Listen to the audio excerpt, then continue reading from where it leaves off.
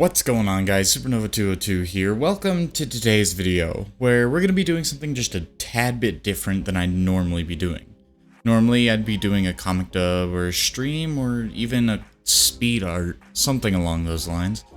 But I wanted to try something just a little new and a little different.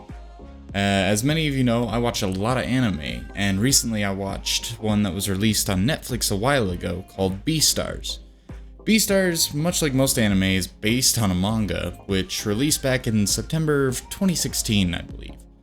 The anime is about a world very much like our own, the only big difference being that everyone is an anthropomorphic beast.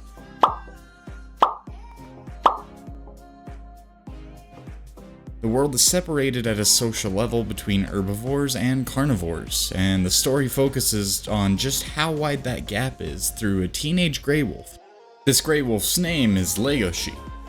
Legoshi is a bit different than your average boy, mainly because he's a bit of a social outcast. He's shy, awkward, and most importantly, he's in love.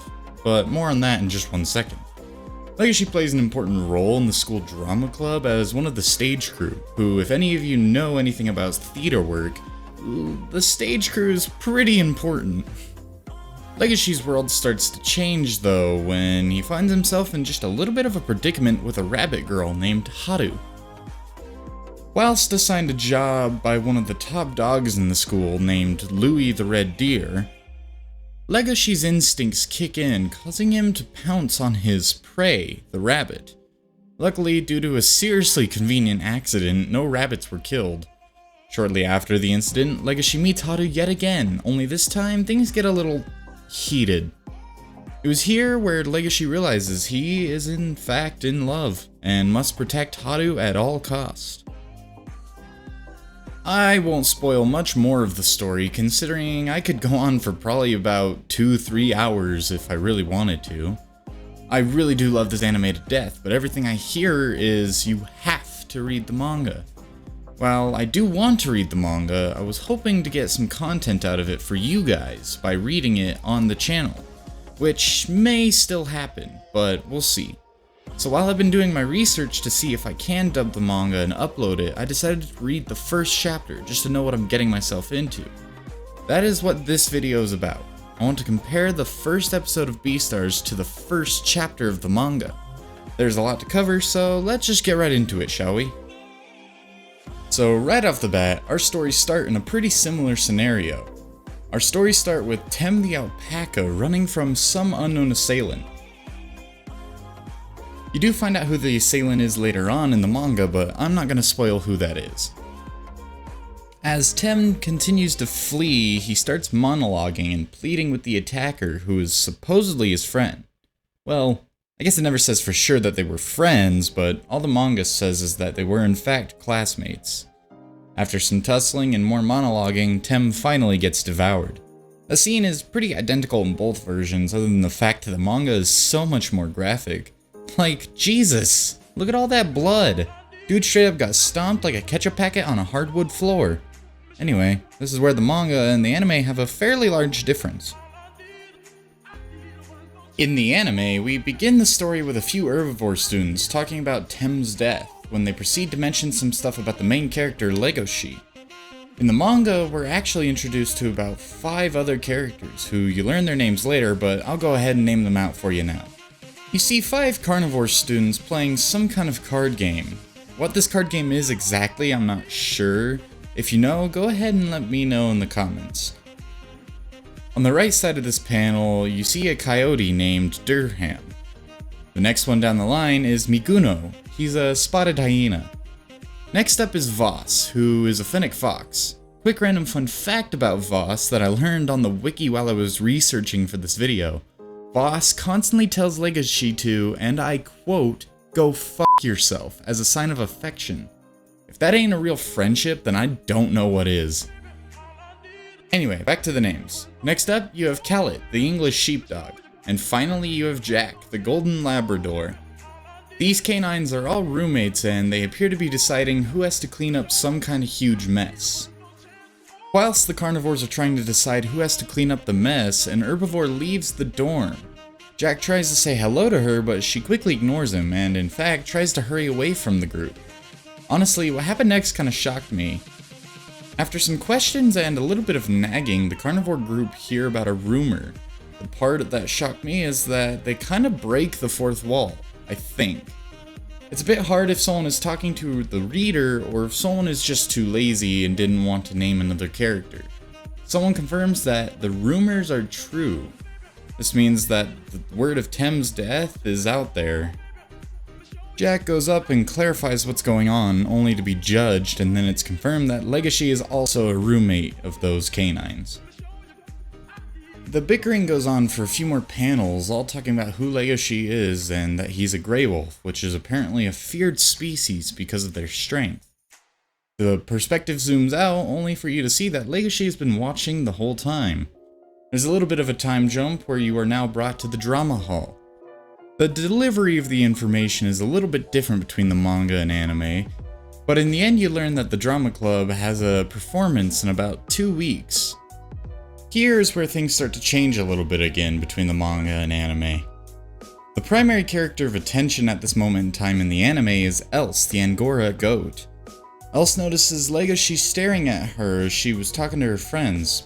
Luckily at that moment, the club leader barges in.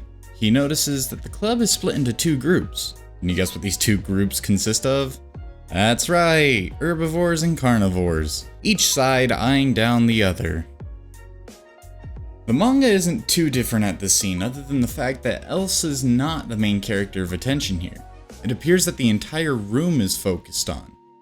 We also haven't seen Legacy yet in the manga, well, other than his little stalker scene.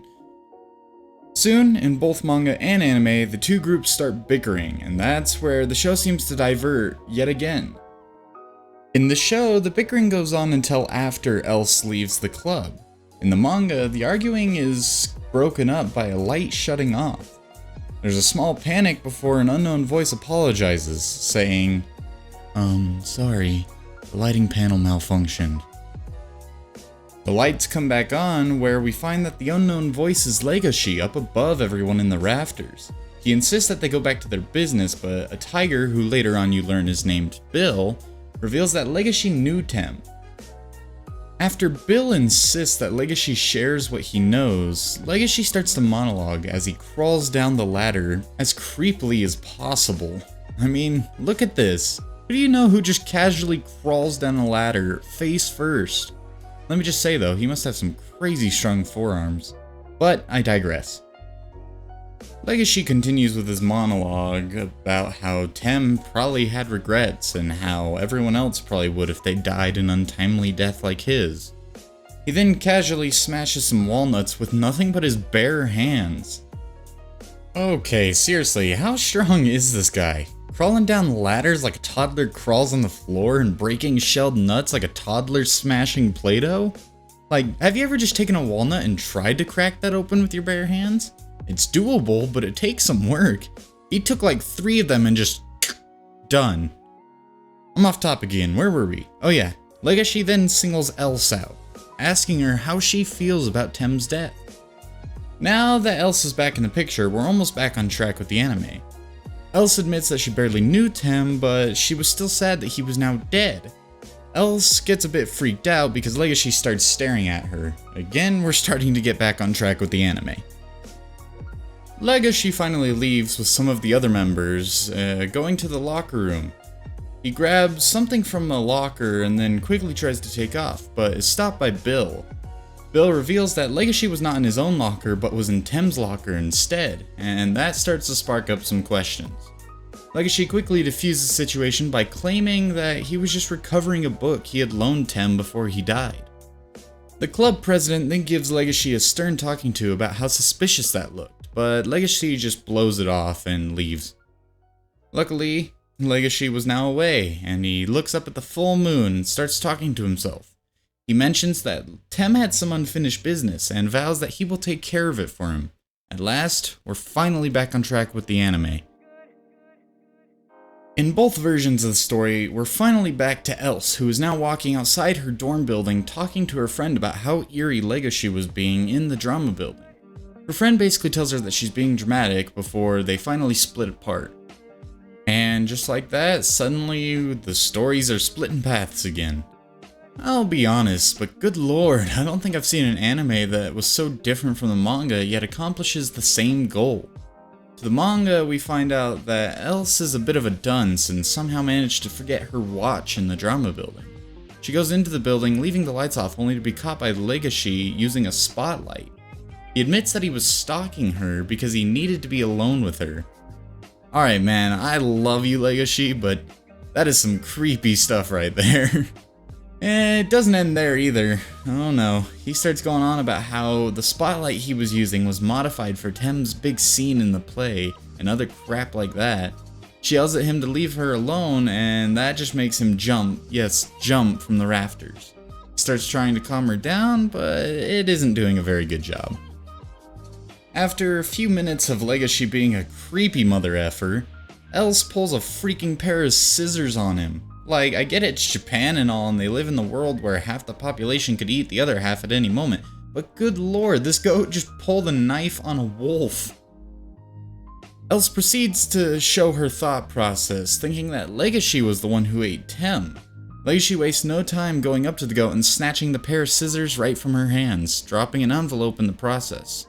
He tells her to pick it up and that it belongs to her. After closer inspection, she learns that it's a love letter to her from Tem. This part is actually kinda sad, where Legacy goes on to admit that he watched Tem return the envelope to his locker every day because he never could muster the courage to ask Else. Good lord, we're finally back on track as the anime. In the anime, Else never went to go look for her watch. She stayed outside her dorm, and that's where Legacy confronted her.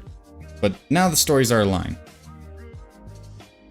If you are comparing every little detail, you should note that the setting of the manga is now in a different place than the setting of the anime. Legacy and Else sit around and chat for a bit, where Else admits that Legacy is a very nice guy and that she feels bad that she thought he was going to kill her. And then they finally separate and go their own ways. While leaving, Legacy admits that he has grown painfully numb to the fact that everyone thinks he is rude, creepy, and a killing machine. He lanks off into the dark of the night where chapter 1 ends. Keep in mind though, that's only about half of episode 1 on Netflix. I would love to go on, but the video will last forever if I do, so we'll have to leave it there.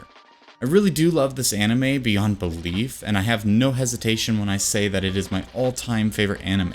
And that's kinda weird considering I usually hate rom-com animes. I could go on for hours about every little detail, but I won't for the sake of your guys' sanity.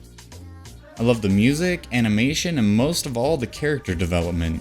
You meet so many interesting characters in this story, and I cannot stress this enough when I say, you have to watch and or read it. I've never really done a video like this before, so if you guys liked it and would like to see more like it, let me know down below. This video was mostly scripted, which is why it might have sounded a little weird, which is an oddity for me. But in a way, I kinda liked it. I'm trying to see if I can do a comic dub for the Beastars manga, but I'm not sure if I can yet. But if I can't, nothing to worry about. If I can, I hope you guys will like it when it comes out. If you guys do know anything about the copyright laws and whether I can or can't dub the manga, let me know down below or preferably in my Discord server. And without further ado, as a famous man once said, when the universe ends, a whole new Big Bang will happen, and with this Big Bang, it'll be full of new stars, and I'll see you new stars in the next one. Bye-bye.